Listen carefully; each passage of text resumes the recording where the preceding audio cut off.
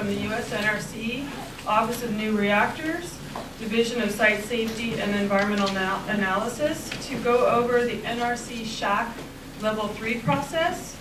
We have Chris Wills, Supervising Engineering Geologist with the California Geological Survey, to give us an update on the state review of seismic projects. And we have Dr. Gene Hardebeck, a research geophysicist with the USGS Earthquake Hazards Team, to give a report on the uncertainties and implications for California nuclear power plants in the Central Coast. So without further ado, we have Cliff Munson. All right. You need to press the little button. Okay, great. Good morning, Commissioners. My name is Cliff Munson. I'm a seismologist from the NRC, and I'm here this morning to give you an overview of the NRC Fukushima near-term task force recommendations that concern seismic issues. So once the accident occurred in March of 2011, the NRC formed a near-term task force, and that near-term task force published a report, and the NRC issued letters to each of the nuclear power plants in March of 2012, and it specified in those letters the seismic and flooding reevaluations that we wanted to see for each of the nuclear power plants.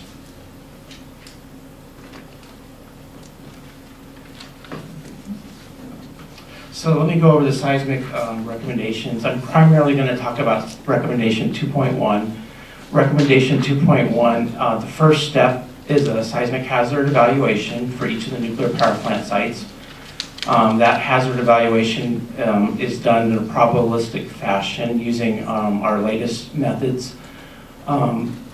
Those hazard evaluations are ongoing right now. Each of the licensees are performing those hazard evaluations, and those will be submitted to us next year for the Central and Eastern U.S. plants, and then in March of 2015 for the 3 Western U.S. plants. Depending on the outcome of those hazard evaluations, some plants may need to do seismic PRAs, plant risk evaluations, and take that hazard information and bring it into the plant. And so those seismic risk evaluations will take 3 years after the hazard evaluations.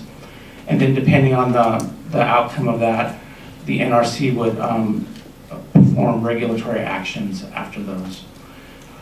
Recommendation 2.2, which hasn't been talked about too much, is that the NRC is proposing rulemaking that this activity would occur every 10 years on a 10-year cycle, as opposed to just doing this once and then waiting till the next Fukushima Daiichi accident. The NRC is proposing that on a 10-year interval that we take a look at the hazards again and potentially do more evaluations for risk for the plants. Recommendation 2.3 has already taken place, and those were seismic inspections of the nuclear power plants, where inspectors went into the plants and looked at the condition of the equipment with respect to seismic robustness. And let me talk a little bit more about that one. Excuse me. First, the organization, the NRC, has a Japan Lessons Learned Directorate. The NRC offices, like the Office of New Reactors, which I'm part of, are providing the technical support. And those are some of the key players. I know many of you know Dr. Annie Kammerer, who's been out here several times. She's working on recommendation 2.3 and also with recommendation 2.1. And I'm the overall lead for recommendations 2.1 and 2.3 under Dr. Chachki. So on recommendation 2.3, I just have one slide on that. The licensees sent inspectors out into the plant. They looked at about 100 pieces of seismic critical equipment that's needed for the plant, and they looked at this equipment in terms of the condition of the anchorages, the potential for the equipment to interact, knock together during an earthquake, the overall condition of the equipment, and they submitted these inspection reports to the NRC in November of last year. So these seismic walk-downs have given us a brief snapshot of the readiness and the ability of the plants to withstand earthquakes at their design basis levels. So that was submitted to the NRC in November of 2012, and we're currently evaluating those walk-down reports. Recommendation 2.1 is divided into two phases. The first phase involves a hazard evaluation, which is ongoing, and if necessary, a risk evaluation. And then in phase 2, the NRC will take that information and determine if we need to issue orders, if equipment needs to be upgraded at the plant, how that should take place, and so that will be phase 2. The thing I want to emphasize is that the hazard evaluations are based on current practices for new reactors. So what that means is, in the past, nuclear power plants used a deterministic kind of maximum scenario type earthquake to develop their design basis ground motions. For new licensing, we use a probabilistic approach, and I'll talk more about that and discuss how we do that. And then, as I said already, risk evaluations are needed for those plants where the hazard exceeds the design. So licensees are performing probabilistic seismic hazard analysis. They're following our NRC guidance, Reg Guide 1.208. For the Central and Eastern U.S. plants, which are 96 units on 59 sites, we have regional models that cover the entire Central Eastern U.S. And those models were recently developed as SHAC 3 processes. The NRC, together with the Department of Energy and industry, we worked over a 3 or 4 year period to develop these models. And those models are going to be implemented by the licensees of the Central and Eastern U.S. nuclear power plants.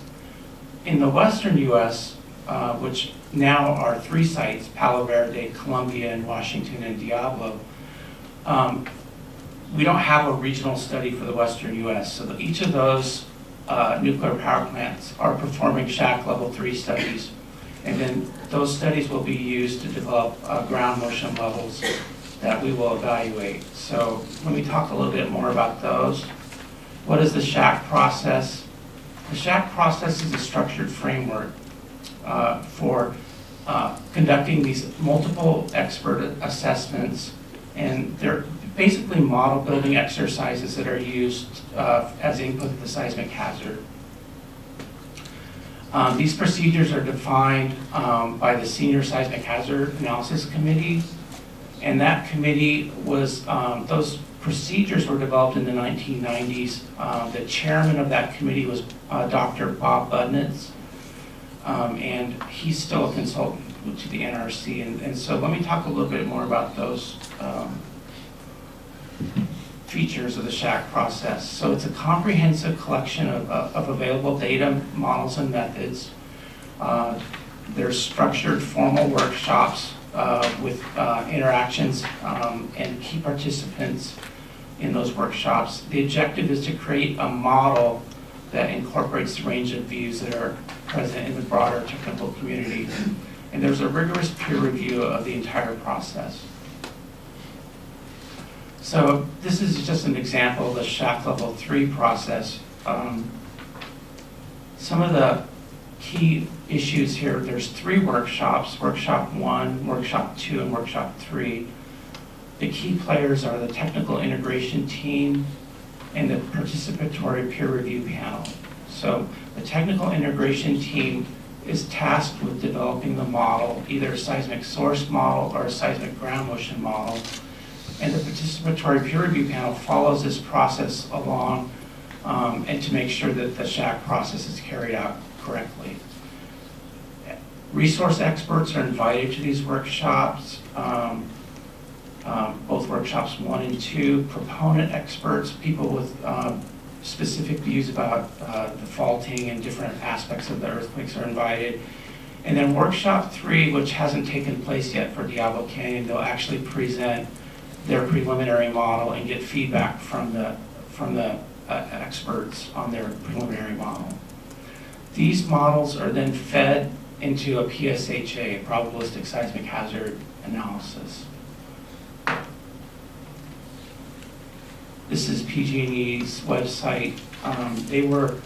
They're on workshop number 3, which is upcoming, and they were in collaboration with Southern California Edison and Palo Verde on the ground motion. So they've already had 1 workshop on the ground motion, and the next 2 are yet to happen.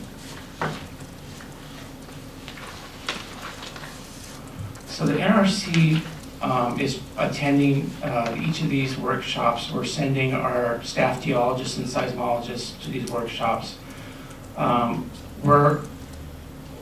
We participate as observers at these workshops, so we don't interactively intervene and disagree or discuss the models, but we participate as observers. And our formal evaluation of the shack procedure and the models that come out of it will occur in March of 2015 when they're submitted to us.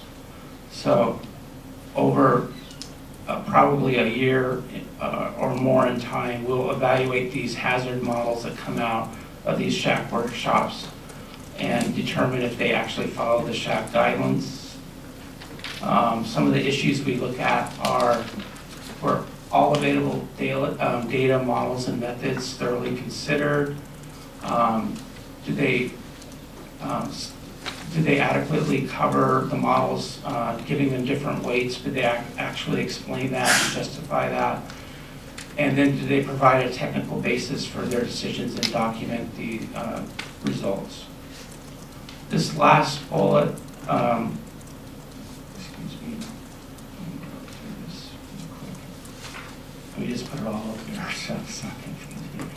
Okay, so this is the currently each of them, Diablo is performing their seismic source characterization workshops. They're going to come up with a seismic source characterization model that looks at the seismic sources, their magnitudes, locations, geometries, how often they occur, earthquakes occur. Also ground motion model. What's the predicted ground motions from these scenario earthquakes? And what kind of ground motions do we expect to see at the site, the Diablo Canyon site? This is all put together in a PSHA, a probabilistic seismic hazard, and these are developed as seismic hazard curves. Now, the interesting thing about the seismic hazard curves is on the y-axis is the probability of a ground motion exceedance, and on the x-axis is the actual acceleration level. So the ground motion that we're particularly interested in for nuclear power plants has a probability of exceedance of about 1 in 10,000, 1 times 10 to the minus 4. That's the probability that we're targeting. So we would come over to the y-axis at 10 to the minus 4, come over and come down, and that's the acceleration level that we're going to consider, that we're going to use to compare to what the plant was designed to. So it's between 10 to the minus 4 and 10 to the minus 5. Those are the ground motion levels. Those are 1 in 10,000 and 1 in 100,000 probability of exceedance per year. So those are the ground motion levels that we're targeting that are the output of this PSHA, which is fed by this shack process. These ground motions are put together as a response spectrum, ground motion response spectrum, and as I said, that is roughly about a 1 in 10,000 year ground motion level, per year ground motion level.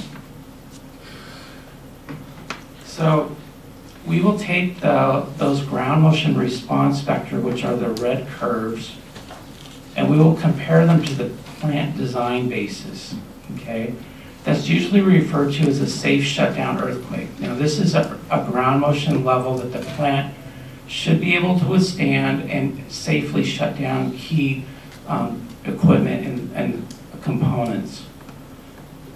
This is not the ground motion level that we expect to see extensive core damage. This is a ground motion level that there is some slight damage, but not enough damage that the equipment can't shut down. It's called a safe shutdown earthquake. The GMRS, that ground motion response spectrum, that 1 in 10,000 year ground motion level, will be compared to the plant design. In this outcome, the the plant design, or the SSE earthquake, exceeds the ground motion response vector, and this licensee would be done and not have to perform further analysis. In this possible outcome, the plant SSE, which is the black curve, exceeds this ground motion, reevaluated ground motion hazard, this ground motion response vector, exceeds it out to 10 hertz, right here. At the higher frequencies above 10 hertz, the ground motion response vector exceeds the SSE. What that means is that most of the equipment and most of the structures in the nuclear power plants have frequencies, the important frequencies are between 1 and 10 hertz. Electrical relays and equipment sensitive to really high frequency ground motion shaking would be susceptible to this higher ground motion. So industry is currently performing shake table testing of this higher frequency sensitive equipment, like our electrical relays. They're putting them on tables, shaking them at really high frequencies to see what kind of damage, at what levels you can start to get damage. So that's ongoing right now. The scenario that we expect to see for Diablo Canyon is outcome 3. Diablo Canyon will be using their double design earthquake as the SSE for comparison. And then this ground motion response vector, this is, we don't expect it to look exactly like this, but we do expect probably that we will see this ground motion response vector, which is coming from this probabilistic hazard analysis and also coming from this SHAC process. We do expect that it will exceed the double design earthquake. What that means is that they will need to perform a plant risk evaluation. And let me talk a little bit more about that. So if the 2 seismic plant evaluations are required if the hazard exceeds the plant design, if this GMRS exceeds the SSE. First is an expedited plant evaluation where the licensee will look at equipment, subset of equipment that's needed to handle station blackout, loss of AC power, and to keep the core cool during immediately after an earthquake. So that subset of equipment will be looked at in terms of what's the seismic robustness of that equipment, can it handle the ground motion? And they have to evaluate that equipment and then upgrade that equipment if it cannot withstand that earthquake, ground motion shaking. Can I just ask a clarification question? So who actually does this research? I mean, is this at universities that you partner with or with consultants, or you have a lab of your own, or what's the No, these are all done by the licensees. So, oh, okay. So yeah, so PG&E is going to perform this expedited plant evaluation. Now this is going on while a complete plant risk evaluation, PG&E is performing a complete plant risk evaluation. Now PG&E has already performed a seismic, it's called the seismic PRA, seismic probabilistic risk assessment. But they will need to update that to account for this new reevaluated ground motion levels that are going to come out of the SHAC process, that are coming out of this probabilistic seismic hazard. okay, so but as far as like taking a backup generator or relay or whatever it is and shaking it under these new parameters, who actually does that work? Well, a lot of it is, you can't actually take a huge piece of equipment. Absolutely. So this is going to be modeling, right? Right, it's modeled. But PG&E is doing this. The licensees are doing this. And actually, they'll be doing it at each of the nuclear power plants where the reevaluated hazard exceeds the design level. Okay. So what they, oh, sorry, I need to go back here. Is there a way to go back, please?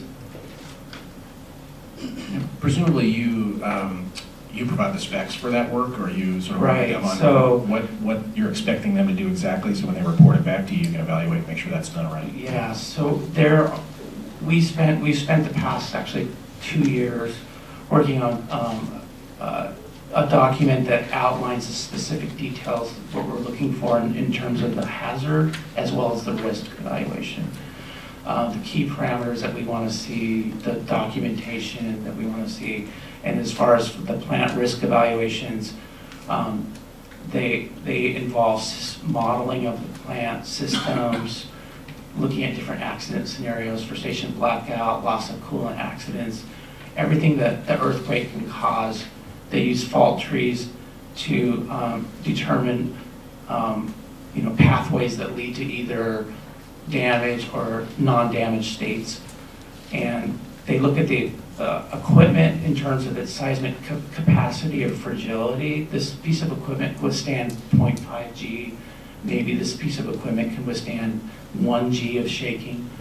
And then they put this all together as a seismic risk quantification number. And so what we do there is we take the seismic hazard curves, we convolve it with the seismic fragility of the plant, and we come up with a seismic core damage frequency. So that will be done by the licensees. And this is due to us, which is in segue for the next slide. So right now, the hazard evaluations are ongoing for the central and eastern US. They're due in March of 2014. For the western US, because they did not have these regional models that were developed for the central eastern US, we gave them more time, and those will be done in March of 2015. So the shack workshops and everything will be done by then. These enhanced interim actions will be then conducted by central and eastern US plants, and then by the western US plants at a later date. Again, this is plants where the new hazard exceeds the design basis, where the reevaluated hazard exceeds the design basis level. Now, also we have these plant risk evaluations, which I just talked about, and we're going to group these into higher priority and lower priority. The higher priority risk evaluations are situations where the reevaluated ground motion levels were much higher than the design levels. So those will be higher priority plants, and those will be group 1. And those will be completed in the summer of 2017. Now I have drawn this back here, this line back here, for the risk evaluations, because many plants already know that their hazard is going to exceed the design basis, and they've already started doing their seismic PRAs, their seismic risk assessments. For example, PG&E is in that group. Then the lower priority groups will extend out to 2019, and if we need group 3, it would extend out to 2020. But so that kind of gives you a timeline of the activities that are going on for this recommendation 2.1, which is again a hazard piece and then 2 risk pieces if necessary. So hopefully that's cleared up some of the questions you may have had on that. So that's my presentation. Thank you. Thanks. I've got 2 brief questions. First is, does this analysis focus on both the walk down and the risk assessment? Is it focused only on the nuclear components, or does it include the non-nuclear components of the site? It's primarily focused on the equipment in the nuclear power plant, the equipment needed to mitigate different accident scenarios. So it's primarily seismic category 1 equipment, but there are seismic equipment that's not category 1 that's also included as part of that seismic risk evaluation. But primarily it's the important pieces of equipment in the plant that need to be able to withstand seismic shaking. Yeah, my impression was you were looking pretty much at safe shutdown. Now, maybe the plant's out for a while after that from the non-nuclear components, but primarily safe shutdown. Right, so this enhanced interim evaluation is looking at equipment needed to handle, to keep the core cool, handle station blackout immediately after an earthquake, whereas the risk evaluations are looking at equipment that actually would be needed over a longer term basis. So it's also a more complete risk evaluation of the plant. And is the SHAC process, is that a public process? The SHAC? The SHAC process, yeah. No. The SHAC process, it's up to each of the licensees to determine whether they want to make the meetings public or not. The NRC doesn't have any specific guidance or requirements that the SHAC meetings need to be public meetings. All NRC meetings are public meetings. And when we evaluate the SHAC work that was done, the SHAC procedures, those will be public meetings. but the licensees have the option of whether to make the meetings public or not. Another point is much of the work that's done on these shack model development is done in between the meetings. The shack workshops are a forum for the experts to come and provide their proponent or their views on the model and the different scenarios of, for faulting and earthquakes. So there's no NRC requirement that they be made public.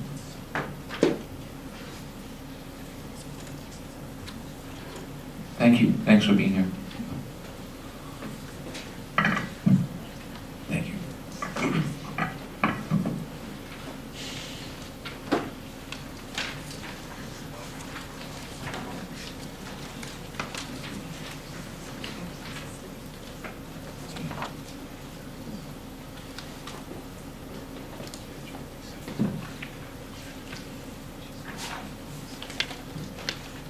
So I guess we move on. I'm Chris Wills, Supervising Engineer Geologist, California Geological Survey, here representing the independent peer review panel. Most of the genesis of the IPRP you know much better than I do. This is a reaction to AB 1632 in 2006 and the resulting report done by the Energy Commission, which recommended various seismic studies for the nuclear power plants. And a couple of words on this slide, which we took from the AB 1632 report, to kind of describe the charge of the IPRP and what we've taken as our mission, which is, it says that within the operators of the plants should use three-dimensional geophysical seismic reflection mapping and other techniques to reduce the uncertainty in seismic hazards at the plants. And then went on to state that this will supplement the PG&E long-term seismic plan to help reduce uncertainties surrounding seismic hazard at Diablo Canyon, and then further it should prioritize further investigation of the seismic setting at songs. And so we've taken those as the kind of the charge of the IPRP is to review the seismic studies being proposed for both of these plants, comment on the potential for those studies to reduce the seismic hazard. So our focus is a little bit different from the shock process. It's on the new studies that could be done to improve our understanding of seismic hazards, and to focus on those studies that can most reduce the uncertainty of seismic hazards at the plant. And so IPRP is a group of state seismic hazard specialists from California Geological Survey, Coastal Commission, Energy Commission, Public Utilities Commission, Seismic Safety Commission, CalEMA, and as Bruce mentioned, from San Luis Obispo County. So we've met a number of times, and we're working in parallel and with as much knowledge as we can gain of these other programs that are ongoing, both PG's studies, their relicensing of applications through NRC, the SHAC level 3 process you just heard about. We've been invited to and been observers at all of the SHAC workshops so far, and then also the development of the Uniform California Earthquake Rupture Forecast version 3 by the Working Group on California Earthquake Probabilities. That's the seismic hazard model that underpins the National Seismic Hazard Maps, which are prepared every few years by the U.S. Geological Survey, and in which the California Geological Survey participates and provides most of the seismic hazard, the fault information for California. And so all of these things are ongoing. We try to stay aware of all of these and then build on what's going on in these different studies so we can comment on what's going on at Diablo Canyon. We've had a number of public meetings and issued a number of reports. Most of these are kind of reactionary. PG&E will present what they are planning to study and how they're planning to study it. We will write a report saying we think this is a good idea, or you can do something slightly different here, or have you considered going a little bit farther in this direction. Those reports issued starting in 2011.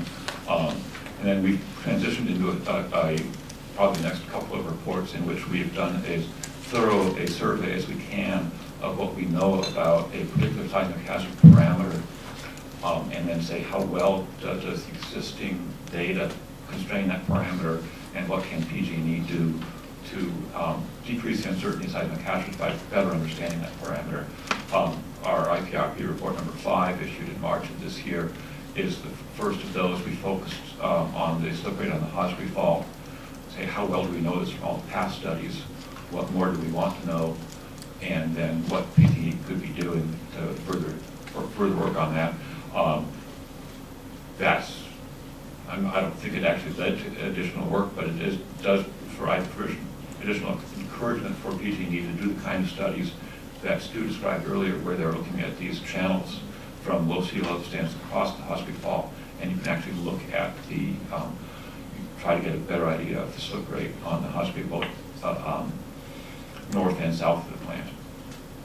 And so those are our reports so far. So what we started out doing is asking PG&E, what are you planning to do, and why are these various studies important? And so we looked at all the various things around the plant, the various studies they have planned. This is a image that's borrowed from PG&E, and all of the images in this presentation are borrowed from somebody, or rather than created originally by the IPRB. Although I will note that all of the fault lines on the map are borrowed by PG&E from the California Geological Survey, fault activity map of California, except for the pink one, of course, which is Gene's line right there.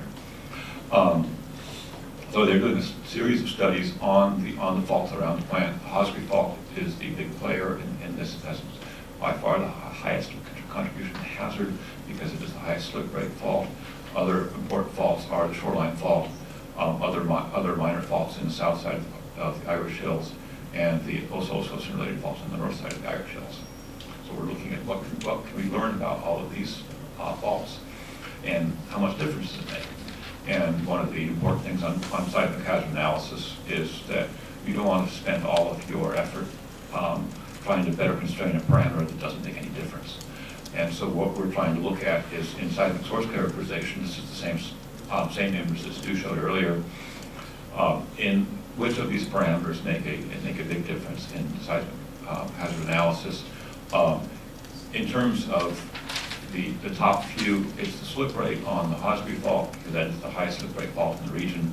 Hospi dip is important because if the fault dips towards the plant, it's closer to the plant, the hazard is higher. Also important is the slip rate on the Hospi Fault, on the shoreline fault, because the slip rate essentially governs how much energy that in the system, and how much energy can be released in earthquakes by that particular fault. Other parameters that we could focus on are less important, and so we try to focus on the top few. We've also focused more recently on parameters that are not part of the seismic source characterization, but are part of the ground motion characterization in the hazard analysis, and those can be as important as the slip rate. So what we've done in a series of reports is gone through the various parameters and say what can you do to study these, and then what is PG&E currently proposing, and is this something that we think should continue? Is this something that's very important to have more information for this kind of study? And so in our reports, we looked at the slip rate on the Hospi Fault. How can you study it? Commented on whether this is the right way to study this parameter. In general, I think we've agreed with PG&E's approach to studying these various hazard parameters. And in terms of these things, which you can use the low energy 3D seismic surveys of the types that Stu presented earlier, we think these are a key type of study that we recommend more of to better constrain these parameters, both the slip rate on the Hospi, the slip rate on the shoreline, and then also at the south end, the extension of the shoreline towards shore on the east. I'll just give a couple of examples, I think, from PG&E studies. You saw a couple earlier in Stu's presentation. They've been doing an extensive survey off of Point Bouchon of the intersection of the fault. They're able to draw these really impressive 3D volumes of the shallow part of the Earth's crust, and see the folds and faults that are expressed within those layered sedimentary rocks, and then be able to trace those faults through. In this survey volume, they've been able to trace from the shoreline fault up through the now Point Bouchon fault, as that extends very close to the Hospi Fault. And so that be able to show the near surface, at least, the extent of these faults is very valuable information. And so, and as you go to other places, you can actually look at the slip rate. Use the same techniques to look at the slip rate as Stu described earlier. So these are all very important types of investigations, and the types of investigation that RP has gone on record saying this is the right thing to do. These need more of this kind of information.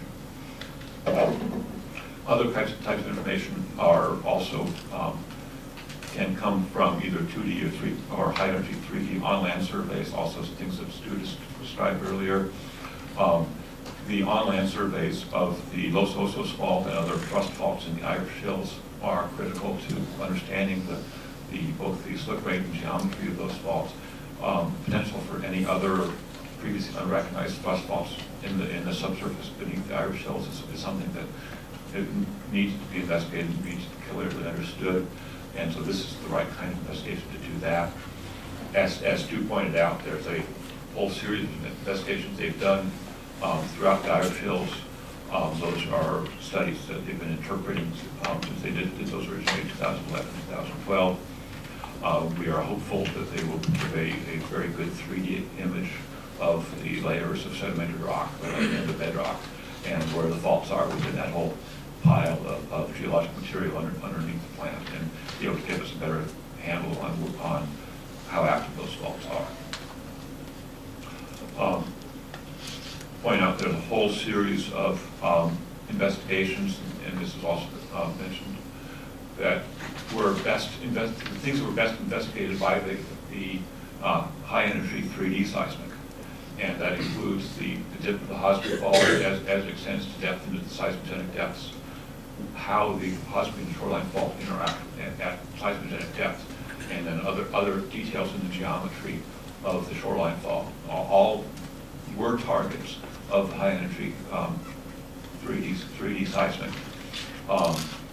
Point out also that there was initial proposals for investigating the step-over zone between the Hosbury and San Onofre, in which we looked at that and said that's probably not worth pursuing that investigation. The potential impacts outweigh the potential change in the seismic evaluation. So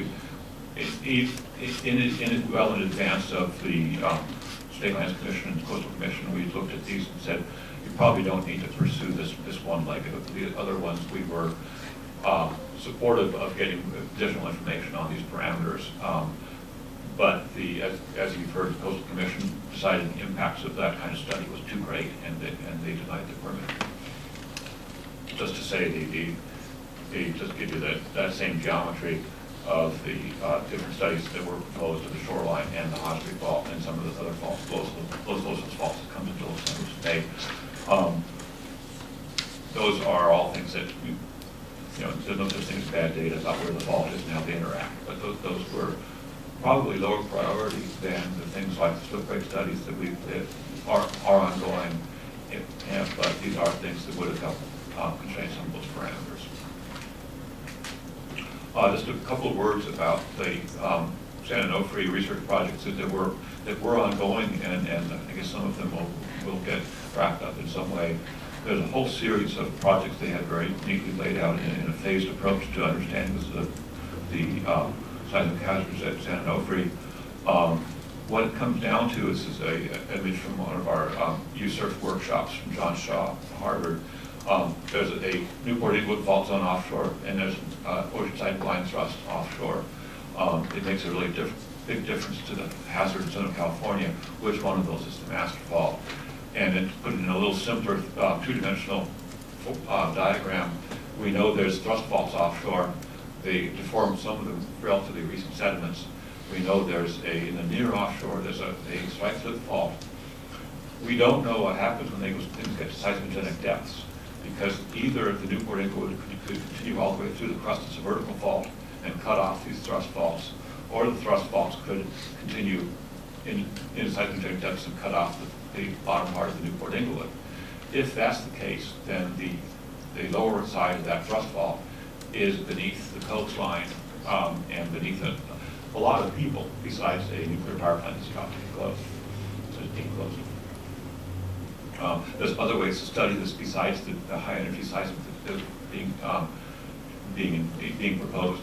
These are detailed on-land geologists looking at the dirt very closely, studies by Tom Rockwell and others. He's been continuing from this work, which was published in '92. And if that thrust fault continues underneath the shoreline, it should deform these marine terrace platforms that were eroded 100,000 or 200,000 years ago. And if you don't see that deformation of those surfaces, then that thrust fault isn't very important because it's not moving very fast at all. So there's other studies like this that were ongoing. It'd be nice for and implications for overall Southern California seismic hazard to see some of these continue, but I suspect that the continued support from SE for these is going to be minimal at best. So just to sum all of that up, the IPRG for Diablo Canyon is reviewing these seismic study plans to ensure that studies will result in an increased understanding or decreased uncertainty in seismic hazard. And we've been putting reports together saying these are the kinds of studies we'd like to see more of, or find a direct PG&E to make the most bang for our buck, the most impact in terms of seismic hazard. And then we started on IPRG for San Onofre. We actually never got that activated through an interagency agreement from PUC, but we've done one report and attended a couple of meetings where they had some detailed studies that at this point are probably not going to happen.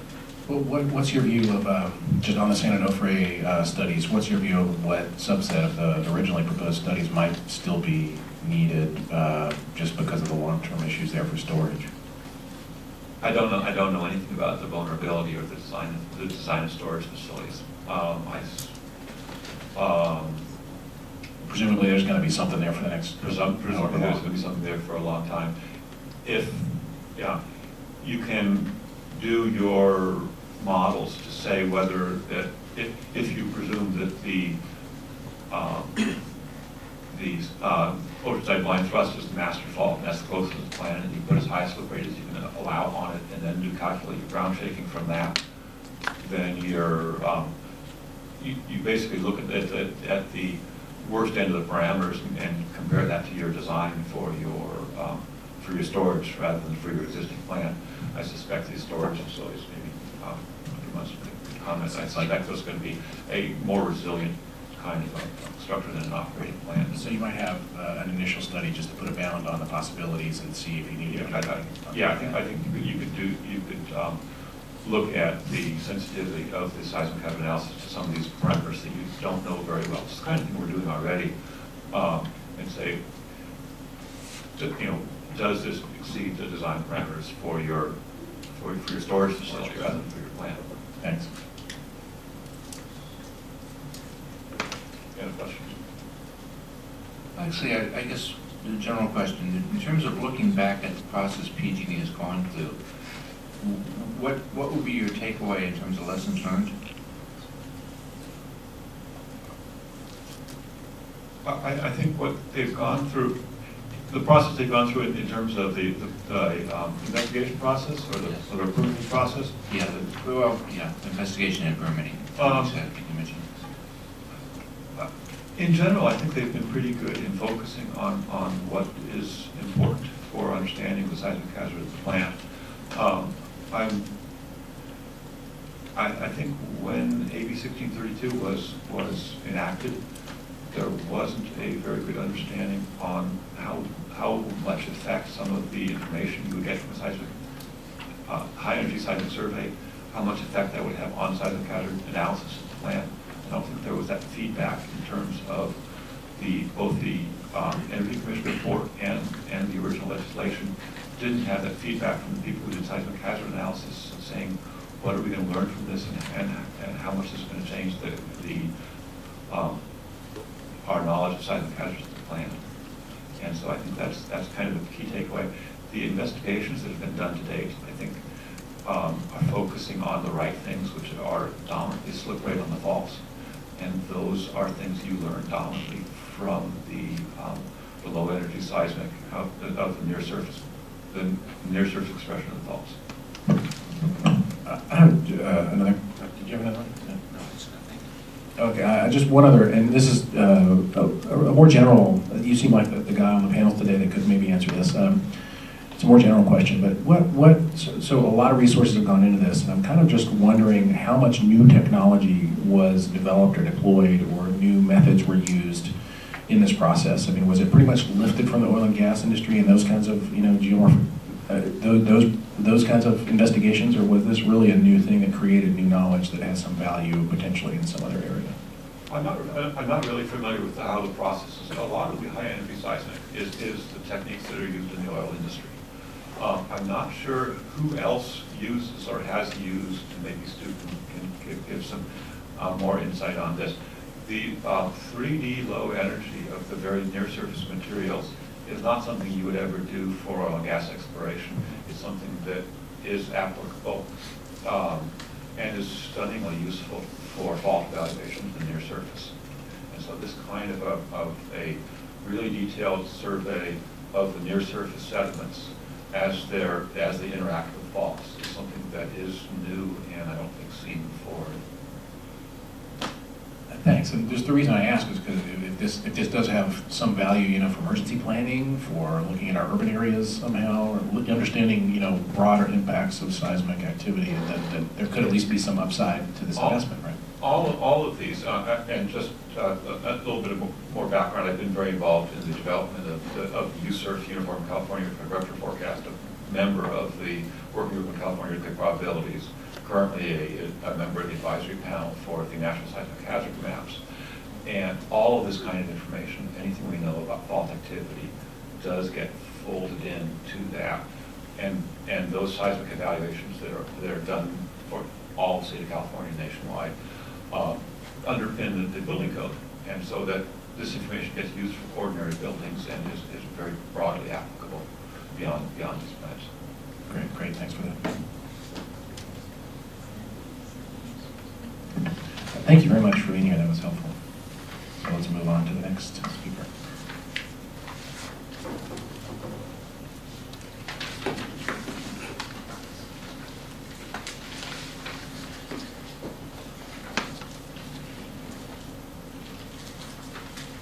Thank you for having me here today to talk. I'm just going to present a fairly brief overview of the faults in the vicinity of Diablo Canyon Nuclear Power Plant, talk about what we know about these faults, how we know what we know, and particularly what are the big things that we don't know currently about the faults that are, of course, big sources of uncertainty. So when we do probabilistic seismic hazard assessment, and this is primarily what the USGS does when we and our partners produce products like the USERF map, is that we're looking at the probability of an earthquake occurring in a particular place during a particular time frame, or the probability of some level of ground shaking occurring in a particular place during some particular time frame. And this is also the sort of probabilistic assessment that one might do at a particular site, like a power plant site. There's a lot of ingredients that go into these types of maps, and we of course need to know about the faults, and there's two basic kind of ingredients that we need that have to do with the faults. One is that we need to know the fault geometry. We need to know where they're located, how long they are, what's their strike and dip, and rake, what direction they're moving, and we need to understand how they connect to other faults. The second thing we need to know about the faults is how fast are they moving, because a faster moving fault is of course more likely to produce an earthquake than a slower moving fault. And there's a number of ways that we can get to this idea of how fast a fault is moving. So I'm going to then focus today just on what we know both about the geometry and the slip rate of faults in the vicinity of Diablo Canyon. And this is a map of, there's really 4 and possibly just a couple more faults that we really need to understand the seismic hazard near Diablo Canyon. The most important fault in the region is the Osprey fault, which is part of the San Andreas plate boundary system in California. And the other faults are much smaller local faults. So I'm going to break these faults down into 2 systems and talk about them separately. The first system is going to be the strike-slip fault system. And this is the Osprey fault and the shoreline fault. And these are faults that are near vertical, and the 2 sides of the fault move horizontally relative to each other. And so, as I said, of course, the Osprey fault goes off both sides of this map. It's a fairly large fault. And the shoreline fault is here along the coast of Diablo Canyon. So, What we know and don't know about these faults, their geometry, we actually have a pretty good handle on their geometry. It's not perfect, there's some small uncertainty in everything we know, of course, but we know the geometry of these faults actually pretty well. We know that they're both near vertical, and we know that they both move in a strike-slip sense. We've seen that they appear to join at depths. We see this primarily in earthquake locations, the locations of small earthquakes that are occurring at depths of 2 to 10 kilometers in the crust, the depths at which large earthquakes also occur. So this makes us think that it's plausible to at least consider whether they could rupture together. Currently, the southern end of the shoreline fault is unknown, and we don't know how it then connects to any other faults south of the shoreline fault. In terms of the slip rate, there is an estimate of the slip rate of 1 to 3 millimeters a year from geologic observations where the fault goes onshore near the city of San Simeon. Unfortunately, that's a ways away from the power plant, and we don't know the exact slip rate of the Hosgri fault directly offshore the power plant, but we can expect it to be fairly similar to this range of estimates from San Simeon. On the other hand, while we have some estimate of the Hosgri slip rate, we really don't have a very good handle on the shoreline slip rate at all. So just to go through some of the ways that we know what we know about the geometry of these faults. You've seen a number of examples today already of seismic surveys, so I'm not going to go through the seismic survey sort of data, but I'm going to show some other data that we have been working with. When we have a fault and we have different kinds of rock on either side of the fault, sometimes these rocks have differences both in their magnetic properties and also in how dense they are, then these differences can cause small fluctuations in the Earth's magnetic field and in its gravity field. And we can take these, we can measure these fluctuations. This is an example of fluctuations in the Earth's magnetic field, and use them to back out models of what the faults must look like at depth in order to produce these patterns. And this is work done by some colleagues of mine at the USGS, where they found that to fit the gravity and magnetic data, the Hosgri fault needs to be near vertical or possibly very slightly dipping at seismogenic depths. Other colleagues at the USGS have also looked at the shoreline fault zone. This is magnetic data along the shoreline fault that was referred to earlier today as having some interesting magnetic signals along the fault. There's actually a fairly sharp magnetic signal in a number of places along the fault that strongly implies that the shoreline fault is a vertical fault or very near vertical. We also have information from earthquakes. These are the small earthquakes that align along the shoreline fault. This is part of the Hosgri fault. We can see, unfortunately, that this line of earthquakes kind of peters out down here, just south of Point San Luis. And there's no further earthquakes on the shoreline fault to the south of here. We do see a continuation of that magnetic anomaly, implying that the shoreline fault does continue further to the south than what we can see with the earthquakes, but at this point it's really unclear where exactly the southern end is and how it may interact with any other faults. Looking at the small earthquakes, we can try to use these small earthquakes to tell us something about the fault geometry at the depths where earthquakes occur. So this is from some work of my own where I've been using a published peer-reviewed objective technique to take the locations of earthquakes and try to back out where the fault planes are that these earthquakes are occurring on. And in this map view here, the red plane and the red earthquakes are the shoreline fault, and the blue plane and the blue earthquakes are the Hosgri fault. And we can see from this technique, again, that the shoreline fault is one continuous fault. It's not broken up into any segments that would be barriers to earthquake rupture. And we also see that it reaches all the way to its intersection with the Hosgri fault. We see that it's near vertical. We also see that the Hosgri fault offshore of the plant is near vertical to dipping somewhat towards the plant, but not very shallowly, near vertical but dipping somewhat towards the plant. And for those of you who are familiar with focal mechanism studies, and I'm not going to go into the details of that today, we see a very similar thing if we look at the focal mechanisms of the earthquakes occurring along these faults. The fact that the shoreline fault and the Hosgri fault appear to connect at the depths at which earthquake occurs brings up the question of whether or not multi-fault earthquakes could occur. So we've seen in a number of other places around the world, we've seen large strike-slip earthquakes that have taken place on a number of faults that connected during the earthquake or where the earthquake jumped between faults during the seismic rupture. So because we've seen this in a number of places around the world, it seems reasonable to assume that in any connected fault system, we should be considering that multi-fault earthquakes could occur unless we have some evidence to the contrary. So a hypothetical earthquake is what if an earthquake occurred along the northern part of the Osprey Fault, north of its intersection with the shoreline fault, and along the shoreline fault itself. There's been some debate about whether this sort of earthquake could occur, and it basically centers on this idea. If you have an earthquake that starts up here and is rupturing south along the Osprey Fault, when it reaches the junction of these two faults, it has a choice. Does it continue going on the Osprey Fault, or does it sort of take an exit and go off onto the shoreline fault?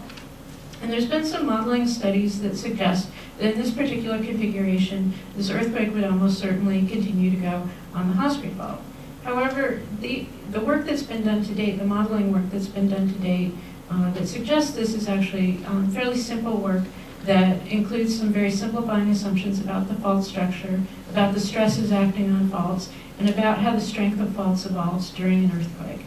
So I think this is a question that's really still sort of, the jury's still sort of out on this question until we have some more sophisticated modeling and some more comprehensive look at whether or not this could happen. One thing that should not be controversial, though, is what would happen if an earthquake started on the shoreline fault and was moving north. If it had the energy to continue, it really has nowhere else to go except to continue north on the Osprey Fault. So to me, this seems like a very plausible scenario that an earthquake could begin on the shoreline fault and continue north on the Osprey Fault. So when we talk about these hypothetical earthquakes, we can also put some possible magnitudes on them and some possible maximum magnitudes for earthquakes, simply because the length of an earthquake scales with the magnitude of the earthquake. If an earthquake occurred just on the shoreline fault, as defined by its seismicity, this would be, the largest possible earthquake would be a 6.7. If the shoreline fault extended south all the way to the coast, this would be about a 6.8. So you can see just from these estimates that the actual location of the southern end of the shoreline fault is not a hugely critical uncertainty for the estimate of seismic hazard due to this fault. However, knowing what happens to the southern part of the shoreline fault and whether it connects with other faults to the south may give us some idea of whether we could expect connecting multi-fault earthquakes to the south, and would also inform our idea of how all of these faults in the area interact together. Just a rupture of the Osprey Fault would be about a magnitude 7.5, and if this hypothetical earthquake did occur on the shoreline plus Osprey Fault, this would be a magnitude 7.2. So this hypothetical earthquake that we're talking about, excuse me, this hypothetical earthquake we're talking about, a shoreline Osprey rupture together, does not make sort of the largest earthquake we might see. It's only a important hypothetical earthquake to consider just because it comes so close to the plant. There's only very weak bounds on the slip rate of the shoreline fault. If we just look at the rate of small earthquakes that have occurred, we can sort of extrapolate out a sort of lower bound for how often these magnitude 6.7 earthquakes might occur. And we can also put an upper bound just by assuming this is slipping no faster than the Osprey Fault. This gives us a huge range of occurrence times for this magnitude 6.7 earthquakes, anywhere from 1,000 years to 67,000 years, which is sort of an unacceptably wide range for doing a very good seismic hazard assessment. So this is why these studies to actually find offset features on the shoreline fault and get dates for them is such an important key thing that needs to be done. So you've already seen examples of some of these offset channels along the shoreline fault. Just point out another interesting geological feature that colleagues of mine discovered along the Osprey Fault near its intersection with the shoreline fault. There's a basin and an uplifted area with what looks like a second strand of the Osprey Fault offset off of the main strand, and they hypothesized that this structure really shows the movement of the shoreline fault in its since it's been in its current configuration with the Osprey Fault. As it moves, as the two sides of the shoreline fault move relative to each other, this block gets kind of pushed into the Osprey Fault. Eventually it cuts through this block, leaving this basin and uplift. And so this is a direct direct result of the motion of the shoreline fault, and this is perhaps something also that, if it could be dated, could give us an idea of the slip rate of the shoreline fault. So just to turn my attention then briefly to the rest of the faults in the area which make up a reverse fault system. A reverse fault is one where one side of the fault is moving up and over the other side of the fault. In the Diablo Canyon area, what's happening is that this Irish Hills block is being uplifted, so it's the top block, or the hanging wall we call it, on these reverse faults. We're pretty sure that the Los Osos fault is the fault that's responsible for the uplift of the Irish Hills on the northeastern side. And at this point, I think we're not very sure exactly what the fault configuration on the southwestern side of the Irish Hills really looks like. That this shoreline fault is probably not contributing very much to the uplift of the Irish Hills. There's a San Luis Bay fault that is not a fully understood structure, and there may be other structures as well. So yeah, just to summarize that, we have some idea of the geometry of the Los Osos fault, but it's not that well constrained, and we need to know more about other structures. On the positive side, about the uplift of the Irish Hills, there's actually pretty good geologic observations giving us the uplift rate of the Irish Hills, and if we just understood more about the geometry of the faults that were causing this uplift, it would be pretty easy to get slip rates for those faults. So just to give you an idea of what this Irish Hills problem really looks like, here's 4 slides from Bill Lettis's talk at the last shack source characterization workshop that I grabbed out. That these are 4 different scenarios for what a cross-section through the Irish Hills near the power plant might look like. That on the northwestern side here we have the Los Osos fault. We're not really sure if it's a dip, and we're not really sure if it extends all the way beneath the power plant, or whether it may be cut off by other structures, or whether it deeps so steeply that it does not quite reach being directly under the power plant. There's also a number of different scenarios from what may be going on the southwestern side, whether the San Luis Bay fault is a major fault cutting through, or maybe it's just sort of a small fault connected in some way to the shoreline fault. It's been hypothesized that there's a San Luis Range fault dipping directly into the power plant, and there may be situations where most of the activity is actually going on in a nearly vertical fault. So this is a big uncertainty, not just in our understanding of how this fault system around Diablo Canyon actually works. It can have direct implications for hazard at the plant, because these different scenarios have faults coming either fairly close to the power plant or actually not very close to the power plant. And this, how close these faults come to the power plant is going to have a fairly large effect on how they contribute to the hazard.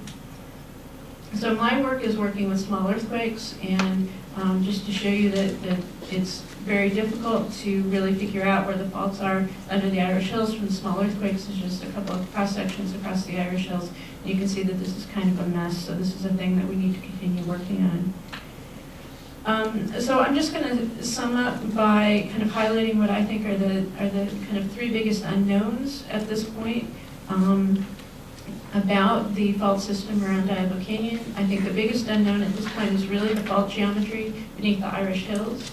And to better understand what this fault geometry is like, there's a number of different things we can do, and I think we need to be kind of throwing all of this at it.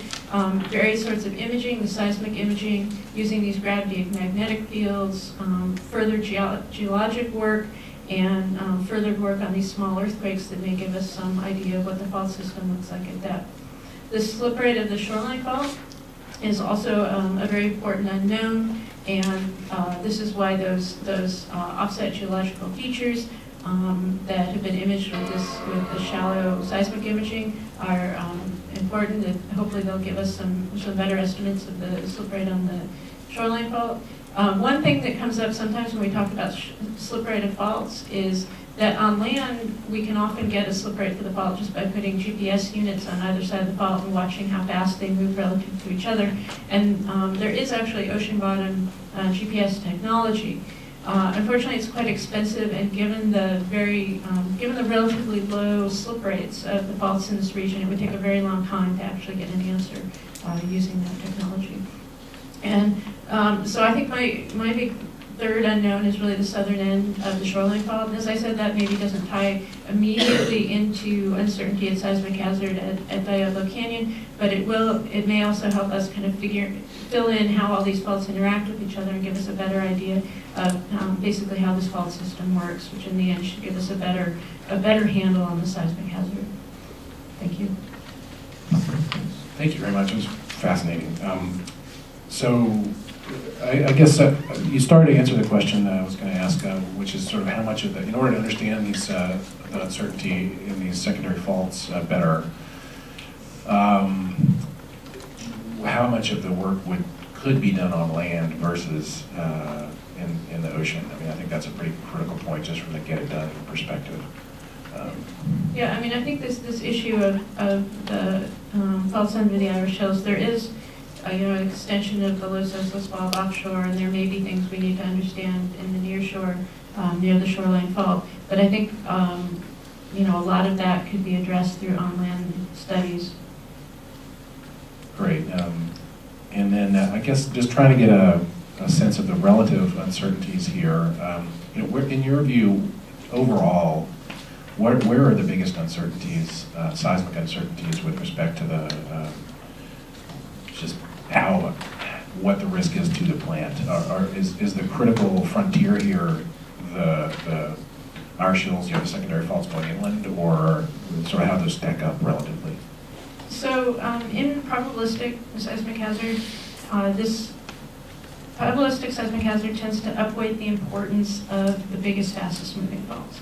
So in that sense, when other people at this workshop today have shown what they refer to as the tornado diagram, where you see various sources of uncertainty and the width of the uncertainty, the Hospi fault always kind of migrates to the top of that because it's this high slip rate fault in the region, even though its geometry and its slip rate are actually pretty well known relative to how much we know about these secondary faults. So in purely the sense of trying to drive down the uncertainty at Diablo Canyon, better understanding the Hospi fault is going to have numerically an impact. But I think there's also, when making those tornado diagrams, there's some assumptions there about, for instance, the Los Osos fault, and just vary the depth, without getting into kind of, I think, larger questions of, well, or maybe it's cut off, maybe there's another fault under there that hasn't actually even been included in the seismic hazard assessment because we don't know about it, or it's not something that's accepted by the community. So that tornado actually might be fatter from a sort of uncertainty perspective. Like if you were to draw that the potential air bands around those slices of it, it might actually widen, or at least the uncertainty would be the uncertainty bands would be wider. I don't think so. I mean, I haven't quantitatively done this exercise, but I think if you took into account kind of the range of views of what might be under the Irish Hills, and hypothetically what could be there that we haven't seen, it could become a larger tornado. So I think even though looking at the tornado diagram, it really just looks like we need to hammer at the Hospi fault, I think it's really, really important to make sure that at least we're modeling the right faults for the Irish Hills, and that we have some handle that there's not things there that we're not. Great, thank you. Now, Mr. Williams, did you want to add something to that? Yeah, I was nodding my head for what Gina was saying, and that is the key thing we need to know from the on-land seismic surveys that PG&E is doing is not just where is the Los Osos fault and how does it extend to depth, but is there something else down there too, and are there other models for how the hills themselves are being uplifted on various faults? Are there other models that we need to consider? And so the tornado diagram shows the range of parameters being considered on the faults that are in the model. And the question, of course, is are there faults that are not in the model? And that's how this is the study. This is the right kind of study that PG&E has actually done the survey and they're processing the data. And that we need to see those results. Great, thank you. So any other questions? Yeah, just following up. So looking at your major sources of uncertainty, how much of the, and potential further work, how much of this work is actually in PG&E's plans? Maybe somebody from PG&E can speak to that. Okay. Because We've reviewed the plans that PG&E has for addressing all of these significant issues on seismic source characterization, and we commented on many of their plans to drive down the uncertainty by better understanding these parameters. And they have very well-developed plans for using shallow 3D seismic for slip rate studies, and that's well along, and we've encouraged that. And then the on-land seismic is also surveys have been done. We're very hopeful that they'll get some good 3D models for that. So, in terms of what's your sense of when we're going to have some of these issues resolved in terms of timing? Yeah, I think they're, what do you say, it's due second quarter of... Time next year. Second quarter next year, we'll have the report on the 3D seismic report, the on-land seismic from the hills. I suspect the three of us will be back here next year roughly this time. So looking forward to that. Seeing if, along with the known uncertainties, whether there are any unknown uncertainties that pop up.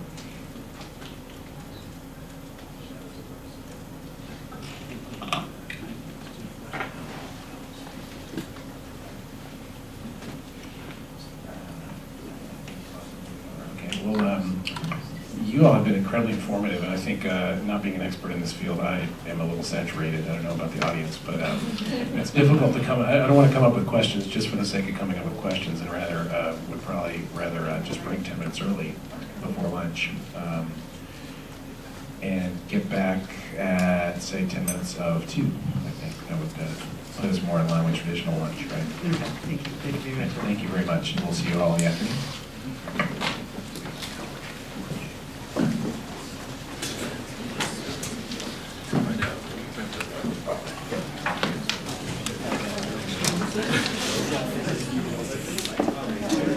More spoken words. Say what? Do you think they're going to launch?